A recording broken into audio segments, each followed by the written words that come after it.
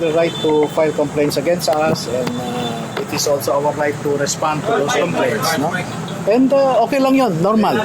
Kampante pa rin sina Attorney Levy Baligot at 18 nagpapakilalang dating security aide at bagman ni Zaldico sa kabila ng kaliwat ka ng reklamong kinakaharap ngayon. You're not concerned na 4 na yung nag-file sa inyo, no? Hindi lang 4 eh, parang 8 na. Samantala, in-interview naman kahapon ng Office of the Ombudsman si Johnny Buduan, isa sa 18 para sa kanilang nagpapatuloy na fact-finding investigation sa flood control scandal. May 40M.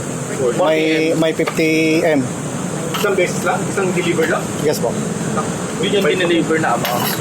Ilang maleta na lang. Ilang large maleta, sir? Mga large Hindi ko po maalala ma'am kung ilang maleta, basta 20 patas yung na-deliver namin. Sa isang delivery lang? Yes po.